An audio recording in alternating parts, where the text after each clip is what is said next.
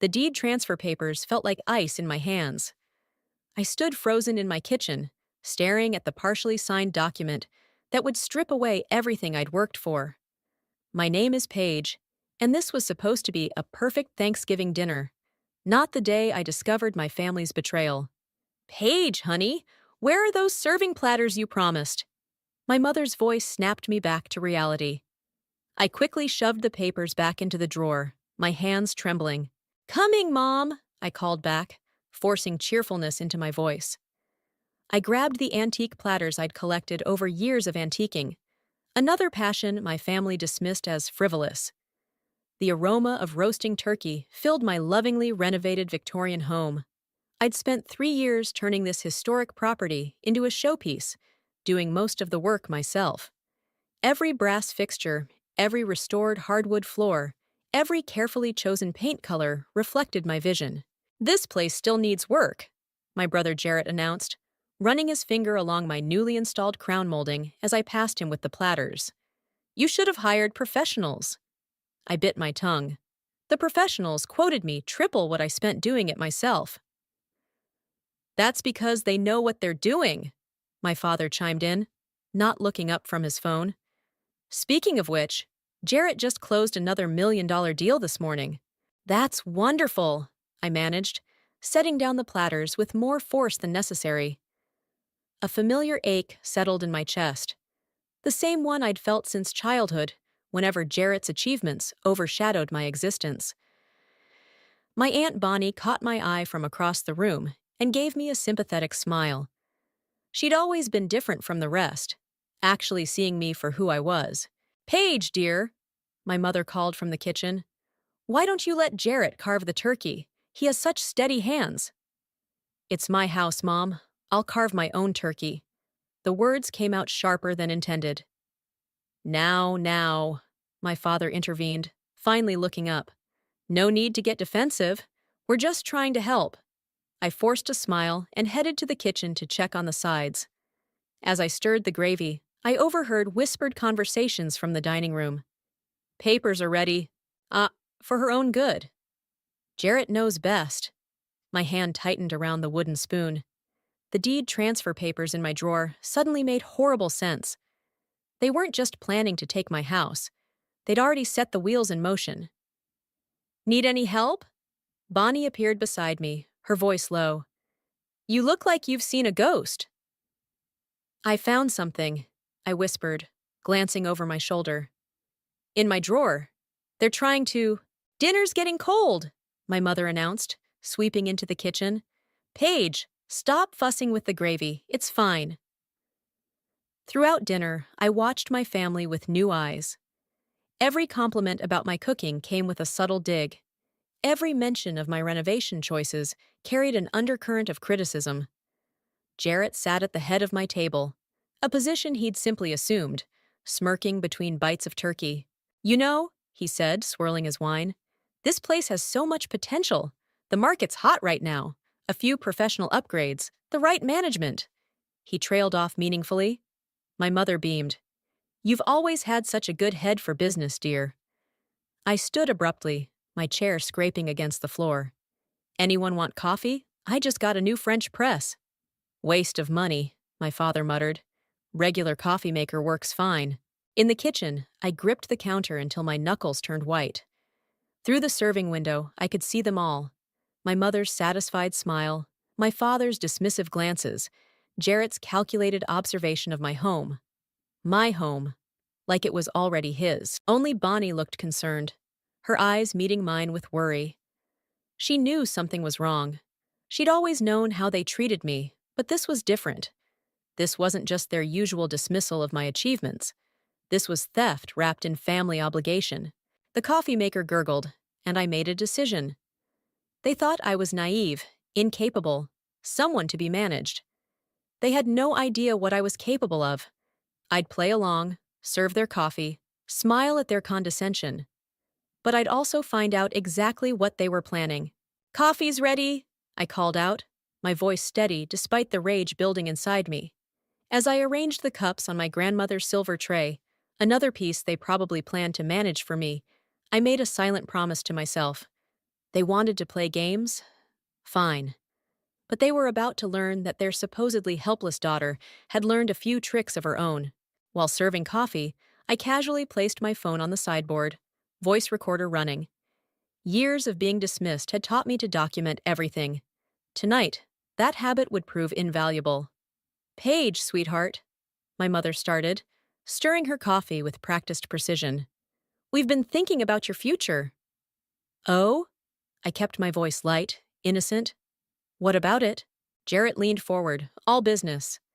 "You've done adequate work here, sis. But this property has serious investment potential, the kind that requires experienced management." "I've managed just fine," I said, noting how my father's eyes narrowed at my defiance. "Honey," my mother interjected, "we're just concerned. A single woman, all alone in this big house." I set down my coffee cup carefully. "I'm not alone. I have great neighbors, friends, a successful career." "A middle management position," Jarrett scoffed. "Hardly the kind of success this family is known for." My father nodded sagely. "Your brother's right. We've always been leaders, innovators. Speaking of which, Jarrett, tell them about your new development project." As Jarrett launched into another self-congratulatory monologue, I slipped away to the kitchen, ostensibly to fetch dessert. Instead, I placed another phone behind the cookie jar, recording. Then I grabbed my tablet from the counter, appearing to check a recipe while actually starting its recording function before returning it to its stand. "Pie's almost ready," I called out, buying time to position my devices. "Remember when Paige tried to start that interior design business?" I heard my mother say, her voice carrying from the dining room. "Thank goodness we talked her out of that foolishness." "Best thing we ever did," my father agreed. "She would have bankrupted herself in months." I gripped the edge of the counter, breathing deeply. That foolishness had been my dream, one they'd crushed with constant criticism and dire predictions until I'd given up. Never again. Returning with the pie, I found Jarrett examining my living room's restored fireplace. "This craftsmanship is amateur at best," he declared. "We'll need to redo all of this." "We?" I asked innocently. "The contractors I work with," he said smoothly. "They'll fix everything up once the transfer is complete."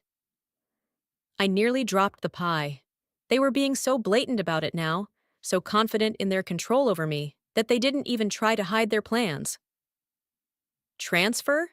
I kept my voice steady. "Don't worry about the details, dear," my mother soothed. "Jarrett will handle everything." "Like he always does," my father added proudly. Bonnie, who'd been quietly observing, spoke up. "Paige has done amazing work here.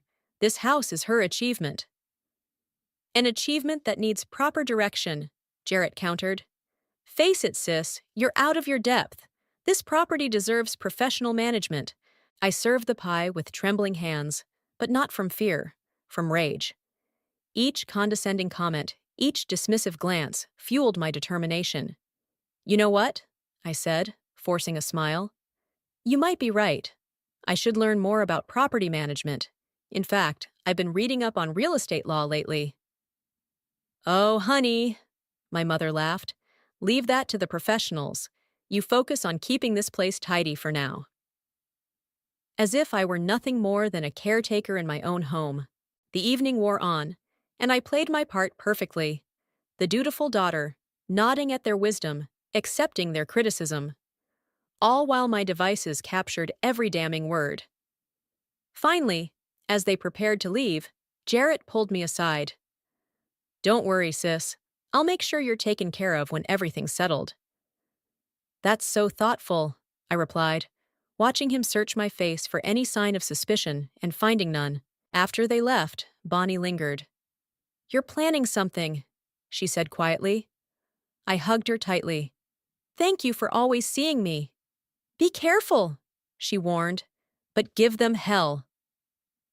Alone at last, I collected my phones and tablet, hands steady now with purpose. Playing back the recordings, I heard their true colors in high definition, their plans to manipulate me, their disdain for my achievements, their certainty that I was too naive to stop them.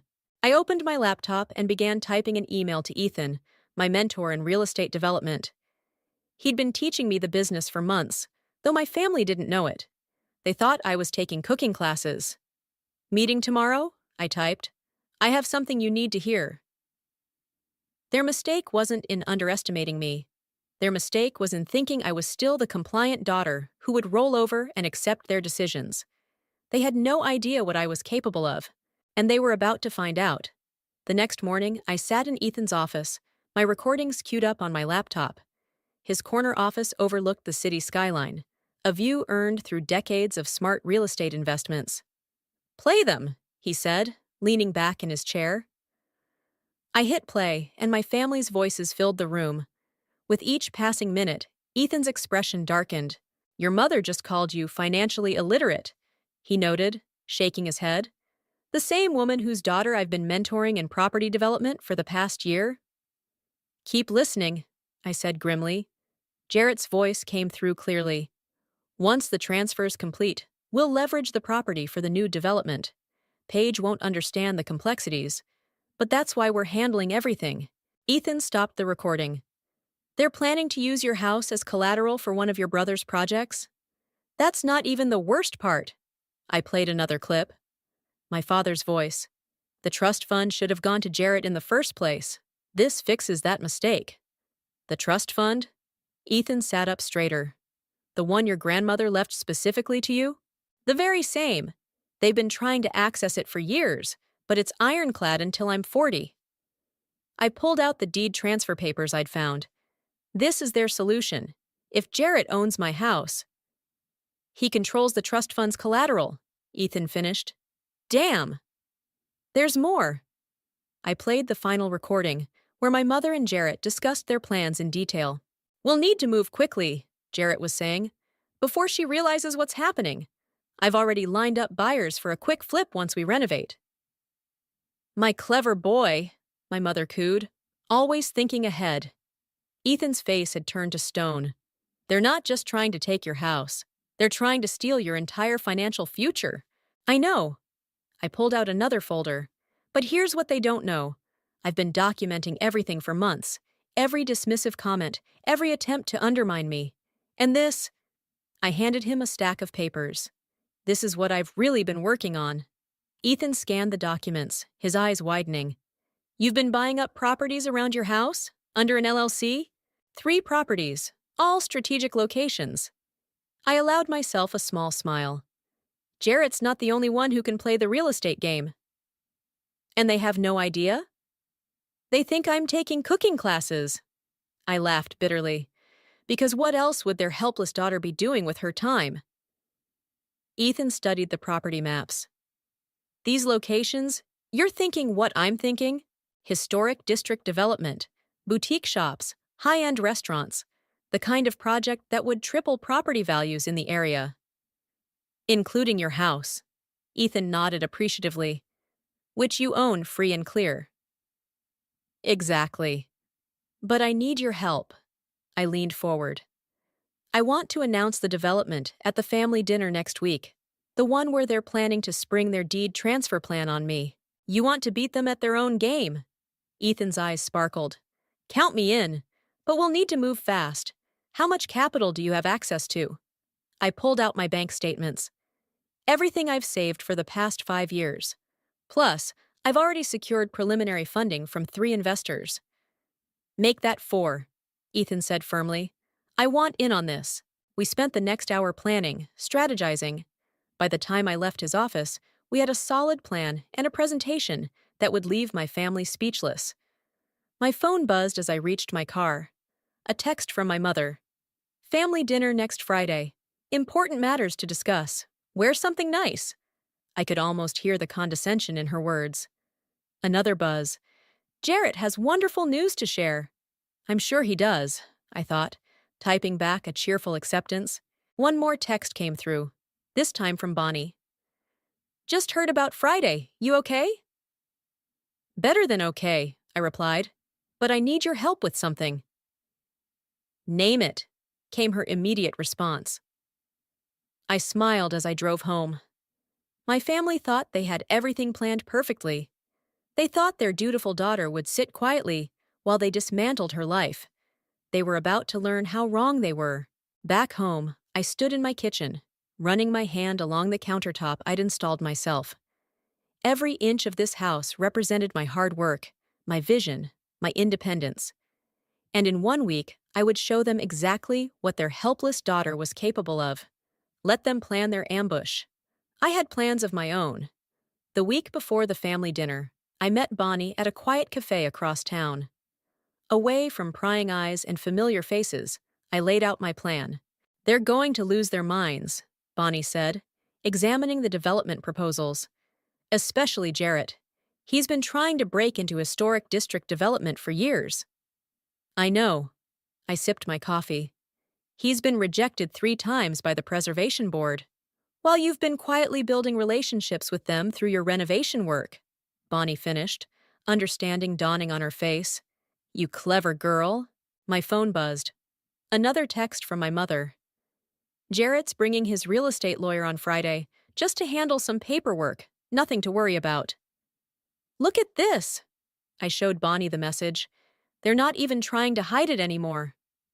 Because they think you're too naive to understand what's happening. Bonnie's face hardened. Your mother called me yesterday, asking me to help convince you if you got difficult about their plans. And what did you say? I told her I'd do whatever was best for you. Bonnie's eyes twinkled. I just didn't specify what I thought that was. My phone rang. Ethan. The investors are in, he said without preamble. All 4 signed this morning. We're fully funded. Perfect timing. I checked my watch. The Preservation Board meeting starts in an hour. Need me there? No, I've got this one, but be ready for Friday. Wouldn't miss it for the world. At the Preservation Board meeting, I presented my vision for the historic district. The board members, who'd rejected Jarrett's plans for modern high-rises multiple times, nodded approvingly at my proposals for restoration-focused development. Ms. Page, the board chairman said, this is exactly the kind of thoughtful development we've been hoping to see. Your work on your own home shows you understand the value of preserving our architectural heritage. Thank you, sir. I handed over the final paperwork. With your approval, we can begin next month. Consider it approved. He stamped the documents. Welcome to the Historic District business community. As I left the meeting, another text arrived, from Jarrett this time. Hope you're ready for some exciting changes, sis. Friday's going to be a big day. I forwarded it to Bonnie, who responded immediately. The audacity! Want me to bring anything Friday? Just your phone, I replied. Set to record. The next few days passed in a blur of preparation. I reviewed contracts, finalized permits, and prepared my presentation.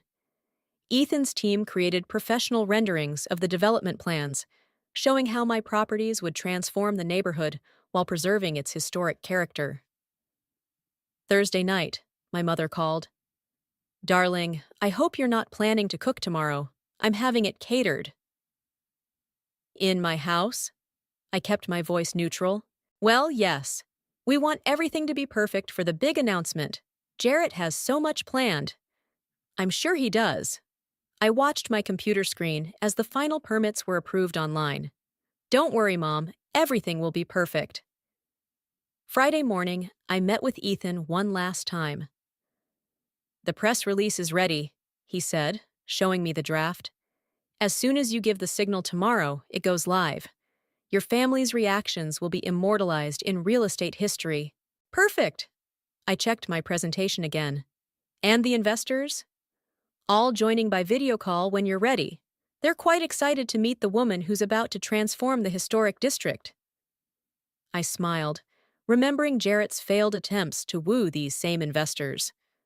One last thing. Did you get the documents I asked for? Ethan patted his briefcase. All here. Financial records, trust fund details, everything showing their attempts to access your money, plus records of every property deal Jarrett's botched in the last 5 years. You're the best, Ethan. Just doing my part to support a brilliant investor. He squeezed my shoulder.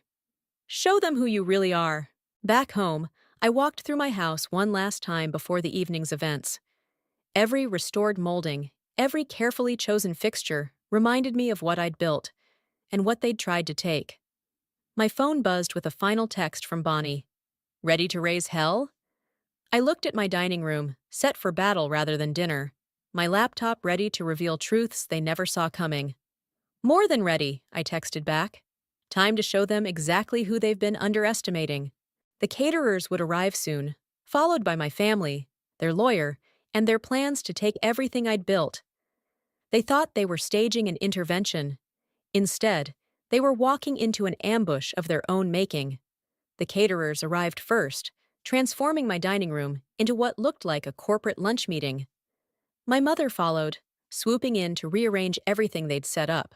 "Darling, you look tense," she said, adjusting a flower arrangement. "Here, let me fix your hair." I stepped back. "My hair is fine, Mom." "Just trying to help you look professional." She pursed her lips. "Jarrett's bringing some important people." "I'm aware." I smoothed my blazer, tailored, expensive, and definitely not what she'd expected me to wear. "Is that his lawyer's car pulling up?" Through the window, I watched Jarrett escort a stern-looking man in an expensive suit up my walkway. My father arrived simultaneously, carrying a briefcase I'd never seen before. "Paige!" Jarrett called out as they entered. "Meet Marcus, my attorney. He's here to help with some paperwork." "Pleasure," I said, shaking his hand firmly. "I hope you don't mind, but I took the liberty of inviting my own attorney. She'll be joining us by video call." The room went silent. My mother's hand froze mid-arrangement. "Your attorney?" my father asked slowly. "Of course," I smiled pleasantly. "For the paperwork." Jarrett laughed, but I caught the nervous edge in it. "Sis, that's really not necessary. Marcus can handle everything." "I'm sure he can, but I prefer having my own representation." I checked my phone. "Ah, Bonnie's here." My aunt entered, giving me a quick wink as she hugged everyone hello. She positioned herself perfectly, right where she could see both my laptop screen and the entire family. "Well," my mother clapped her hands, "shall we eat first? The caterers have prepared a lovely meal." "Actually," Jarrett cut in, "we should handle business first. Marcus has another appointment." "Perfect," I said, opening my laptop. "I have some business to discuss too." My father frowned. "Paige, this is serious family business. Maybe we should—" "Oh, I know exactly how serious this is." I turned on the projector I'd set up earlier. "In fact, I've prepared a presentation." "A presentation?" My mother laughed nervously. "Honey, this isn't a business meeting." "Isn't it?" I connected my laptop to the projector. "Because I see a lawyer, paperwork, and a catered meal. Seems very businesslike to me." Jarrett stepped forward, his usual confidence wavering slightly. "Sis, we're just trying to help you make smart decisions about your property." "My property," I repeated, emphasizing each word. Interesting choice of words.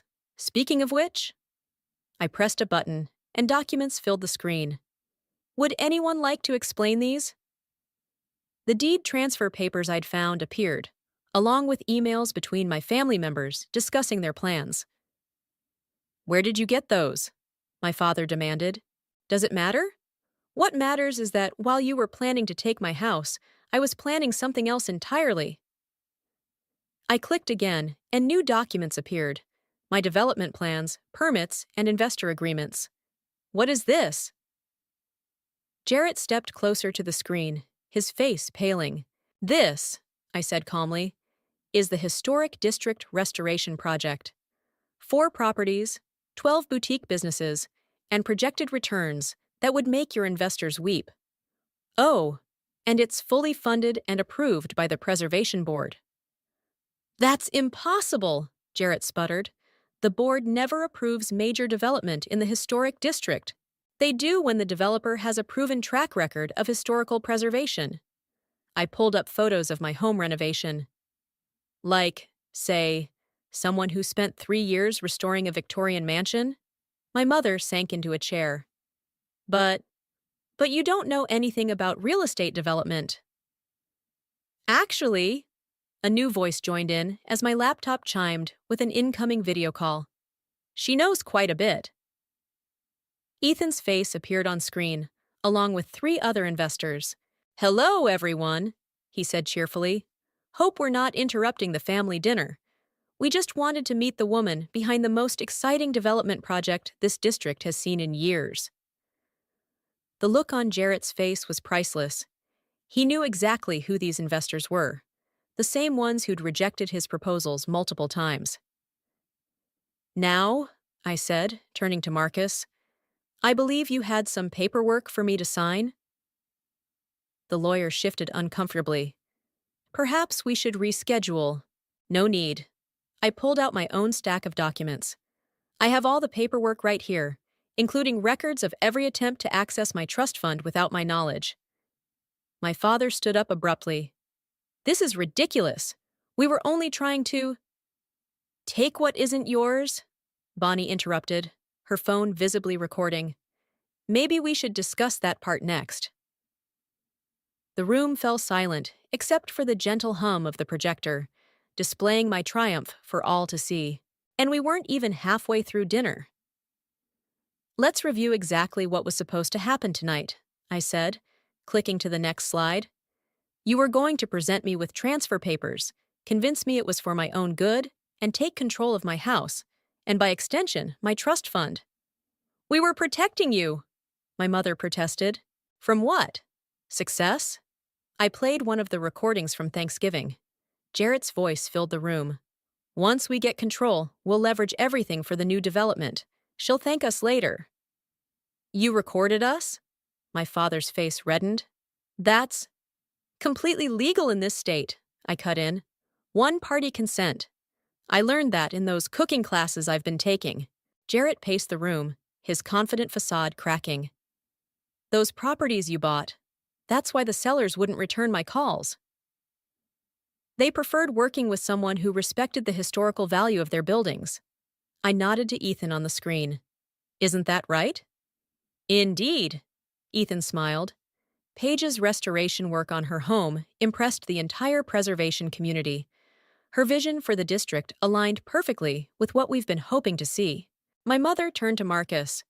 "Can she do this? Can she just take over the district like this?" The lawyer cleared his throat. "Everything appears to be legally sound. The properties are purchased, the permits approved, and the funding secured." "But what about her trust fund?" my father demanded. "We have a right—" "You have no rights to my trust fund," I interrupted, displaying the trust documents. "Grandmother made that very clear. It's mine until I'm 40, and then it's still mine. Your only hope was to control my assets and force me to leverage the fund. How's that working out?" Bonnie stifled a laugh as Jarrett slumped into a chair. "The investors," he muttered. "They're the same ones who rejected your proposals 3 times?" I finished. "Yes. Funny how they prefer historical preservation to modern high-rises." On screen, one of the investors spoke up. "Ms. Paige's project is exactly what the district needs. Traditional character with modern appeal. We're expecting significant returns." "But I had plans," Jarrett protested weakly. "Development deals. Like these?" I displayed his failed project history. 3 bankruptcies, 2 investor lawsuits, and a reputation for destroying historical properties. Did you really think I wouldn't research my own brother?" My mother burst into tears. "We were trying to help. You're all alone in this big house." "I'm not alone, Mom. I have a successful career, loyal friends, and now—" I gestured to the screen. "Business partners who actually respect me." "Respect?" my father scoffed. "You've betrayed your family." "No," Bonnie stood up. "You betrayed her. Every time you dismissed her achievements. Every time you praised Jarrett while ignoring her success. Every time you tried to control her life because you thought she was incapable." Marcus began gathering his papers. "I don't think my services will be needed tonight." "Actually," I said, "stay. There's one more thing." I pulled out a final document. "This is a cease and desist order. If any of you attempt to interfere with my property or business dealings again, I'll be forced to take legal action." "You'd sue your own family?" my mother gasped. "You were about to steal from your own daughter," Bonnie pointed out. Jarrett stood suddenly. "This isn't over. I have connections." "Sit down," Ethan's voice cut through the room. "Your connections won't help. The Preservation Board has already approved our plans. Any interference would be unwise." My father grabbed his briefcase. "Come on, we're leaving." "But the dinner—" My mother gestured at the untouched food. "I think we're done here," I said firmly. "Bonnie can stay. The rest of you? I'll have my lawyer contact yours about the cease and desist." They filed out, my mother crying, my father fuming, Jarrett looking shell-shocked. Marcus followed, nodding respectfully to me as he left. After they were gone, Bonnie hugged me tight. "That was magnificent." The investors on screen agreed, scheduling a meeting for next week before signing off. Ethan remained. "You did good, kid," he said proudly. "Want me to keep an eye on Jarrett's movements?" "Please, he won't take this lying down." After ending the call, Bonnie and I sat amid the elaborate catering my mother had ordered. "Well," Bonnie said, lifting a wine glass, "shall we toast to the new queen of historic district development?" I raised my glass, feeling lighter than I had in years. "To family," I said with a slight smirk, "and to karma." The house felt different now. Not just mine, but truly mine. No more shadows of family manipulation. No more doubt about my capabilities. They'd tried to take everything from me. Instead, they'd only succeeded in showing me exactly how strong I really was. The fallout came faster than I expected. The morning after our confrontation, my phone exploded with messages from extended family members. "How could you embarrass your brother like this?" my Aunt Martha wrote. "Your poor mother is devastated," Cousin Rachel chimed in. I ignored them all, focusing instead on the email from Ethan. "Jarrett's been making calls, meeting in my office, now." When I arrived, Ethan wasn't alone. 3 members of the Preservation Board were there, looking grim. "Your brother's been busy," Ethan said, gesturing for me to sit. "Tell her." The board chairman cleared his throat. "Mr. Jarrett has filed a formal complaint, alleging you obtained the permits through inappropriate means."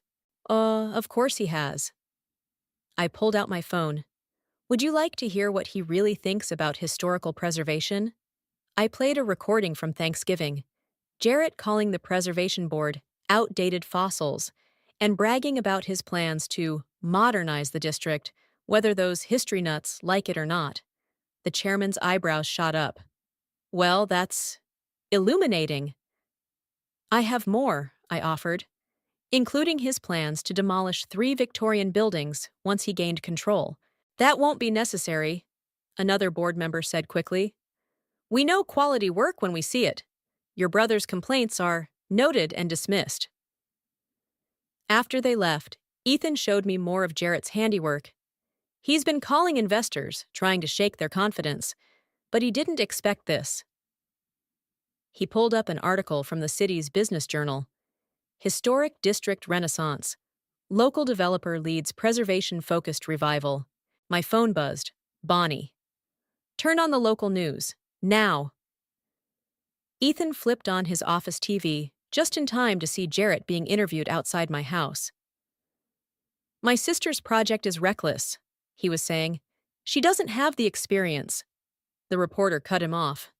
"Sources say you attempted to seize control of her property just yesterday.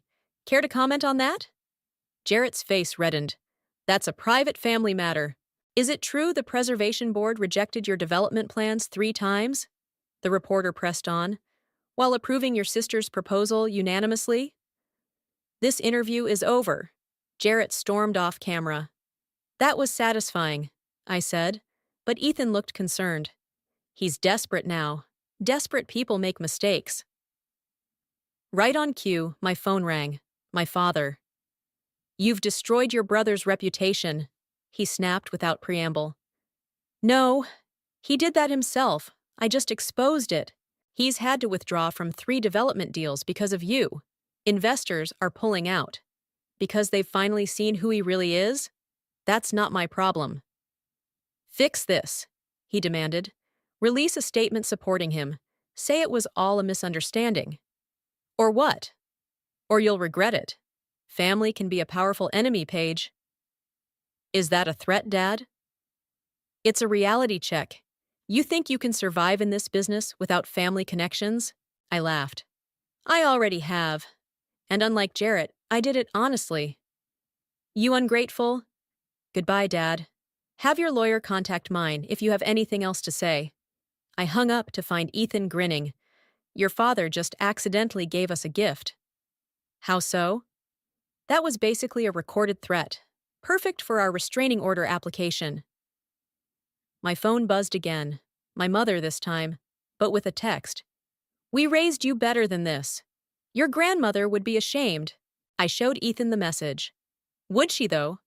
Your grandmother left you that trust fund for a reason, he reminded me. She saw something in you that your parents never did. A knock at the door interrupted us, one of our investors. Sorry to drop in, she said, but I wanted to deliver this in person. She handed me a check. We're doubling our investment. Your brother's little media stunt just proved we backed the right developer. After she left, Ethan raised an eyebrow.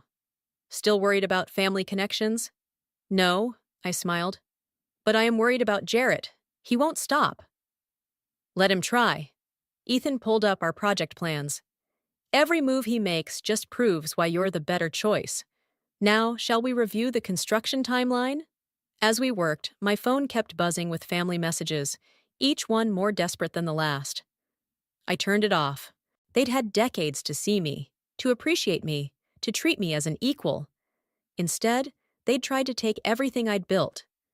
Now they were learning the hard way. The daughter they'd underestimated had become the woman they couldn't control. And I was just getting started. The grand opening of the Historic District Revival Project drew crowds beyond our expectations. Local news crews lined the streets as I cut the ribbon in front of the first completed building, a restored Victorian mansion turned boutique hotel. Ms. Page, reporters called out, how does it feel to complete Phase 1 ahead of schedule? Before I could answer, a familiar voice cut through the crowd. This is a mistake. She stole these opportunities. Jarrett pushed his way forward, looking disheveled in a wrinkled suit.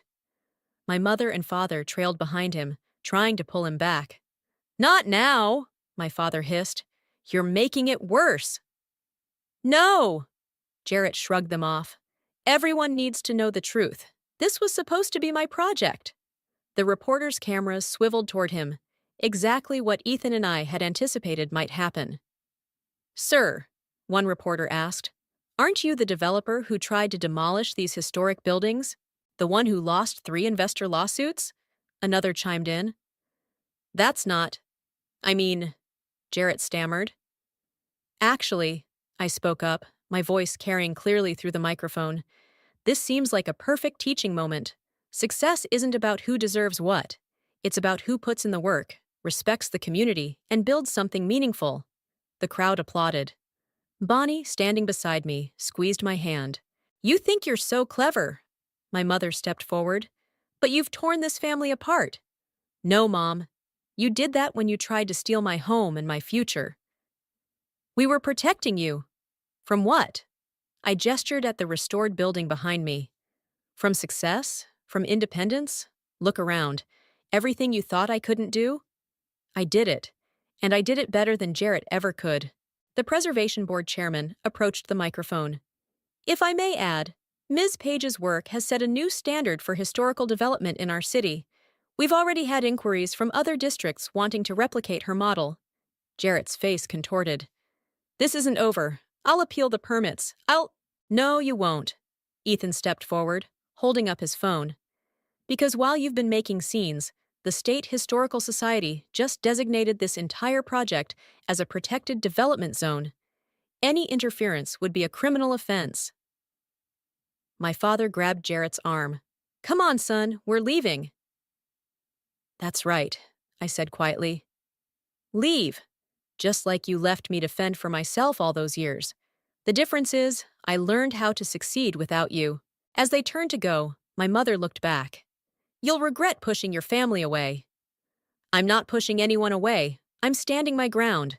When you're ready to accept that, to see me for who I really am, maybe we can talk. But not until then. They disappeared into the crowd as the reporters turned back to me. Ms. Page, what's next for the Historic District revival? I smiled, gesturing to the row of buildings awaiting restoration. We're just getting started. Each of these properties represents a piece of our city's history, and we're going to bring them back to life, one building at a time. The interviews continued, but I was watching my family's retreat. They'd come today expecting to witness my failure. Instead, they'd been forced to face their own. Later, at the reception in the new hotel's grand ballroom, Bonnie found me by the window. "Your grandmother would have loved this," she said, looking around at the carefully restored details. "She always said you had her spirit." "I wish she could see it." "Oh, she sees it," Bonnie smiled. "She saw it when she left you that trust fund. She knew exactly what you'd do with it." Ethan joined us, champagne in hand. "To the most successful historic restoration project this city has seen in decades." "And to family," Bonnie added, "the ones who choose to lift you up, not tear you down." I looked around the ballroom, filled with investors, community members, and supporters who'd believed in my vision. This was my real family now. "To new beginnings," I said, raising my glass, "and to standing your ground." Through the window, I could see the lights of my house in the distance. My house, my achievement, my proof that sometimes the best revenge isn't about destroying others. It's about building something they said you never could. The Preservation Board chairman approached with another potential investor, eager to discuss future projects. As I turned to greet them, I felt completely at peace. My family had tried to write my story for me, but I'd taken back the pen. And this was just the first chapter.